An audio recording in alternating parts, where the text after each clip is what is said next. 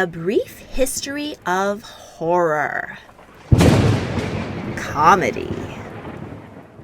Why do you enjoy being terrified? The horror fan is often asked this question by fans of more benign fare. We enjoy horror because it makes us feel alive in a way nothing else can. And with the millions of dollars horror films, TV shows, books, and video games rake in every year, we are certainly not alone in our enjoyment of that tingling sensation up our spines.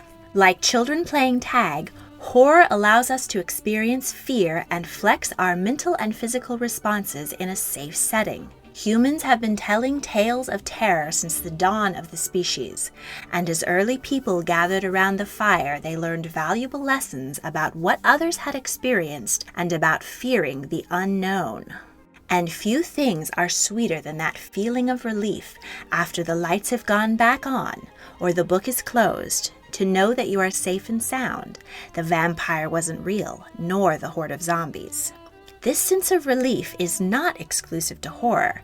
It is also a key element of a phenomenon unique to humans: comedy.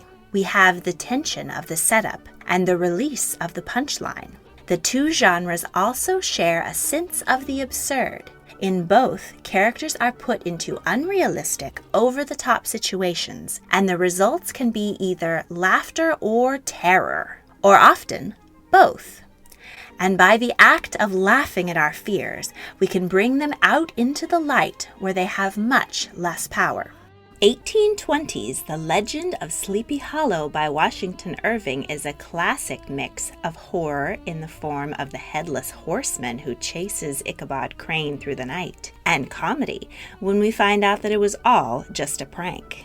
The great horror novels of the 19th century, such as Dr. Jekyll and Mr. Hyde, Frankenstein, and Dracula, often saw various parody stories follow in their wake. Edgar Allan Poe considered horror and comedy to be on the same continuum and frequently employed gallows humor in his work.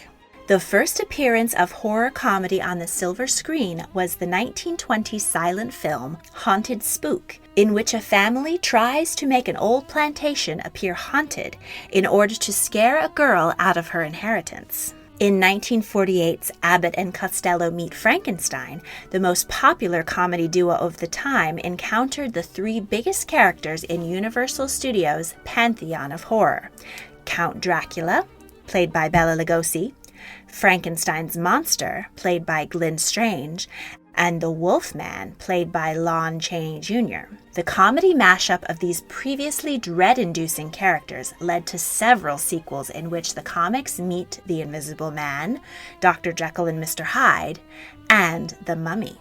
In the 1950s, the B-movie emerged. Usually the second movie in a double feature, these low-budget horror and sci-fi films featured grisly, salacious, and slightly ridiculous monsters. Films such as The Blob, The Creature from the Black Lagoon, Attack of the 50-Foot Woman, and Plan 9 from Outer Space thrilled teenagers at the drive-in. Their absurdity turned them into unintentional comedies as audiences howled at their surreal special effects, preposterous plots, and well-trod tropes. B-movies got even more bang for their buck with the creation of the horror host, local TV personalities who used macabre humor to introduce these late-night features. The most famous of which was Vampira, who in 1954 had an underground hit show in Los Angeles where she sat on a throne of skulls and served eyeball martinis. In 1964, the wholesome family sitcom turned creepy when the Addams Family and the Munsters entered America's living rooms. The Addamses were an oddball human family full of macabre humor, and the Munsters were a family made up of Universal's classic monster lineup: Frankenstein, Dracula, and the Wolfman. In 1974, comic geniuses Mel Brooks and Gene Wilder produced the hilarious and loving parody of the classic monster movie, Young Frankenstein. This film is full of memorable madcap moments and is one of the most quoted films of all time.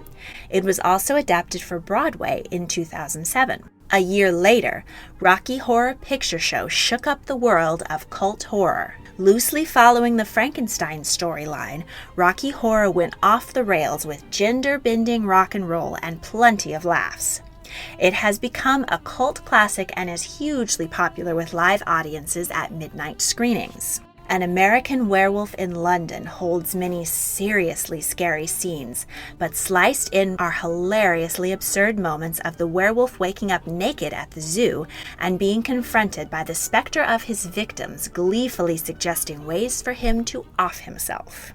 In 1981, the horror host was revived with a big bang when Elvira sauntered onto the small screen. On her late-night show, Elvira's Movie Macabre, she showed the new breed of horror B-movies like Attack of the Killer Tomatoes and Blackula, intercut with her witty jabs. Elvira's persona grew larger than the show, appearing in commercials, merchandise, and her own movie. She was even parodied on The Simpsons. Speaking of The Simpsons, this long-running comedy mainstay does a special Halloween episode each year which pokes fun at horror both fresh and classic. The Treehouse of Horror episode is unmissable in October. Comedy superstars of the 80s team up as Ghostbusters, a team of unlikely superheroes who must save New York City from hordes of undead and ectoplasm slime. The second feature from creepy mastermind Tim Burton, 1988's Beetlejuice, has legs firmly buried in the macabre and the absurd. It shows comically bizarre images of the afterlife and features Michael Keaton at his side-splitting best.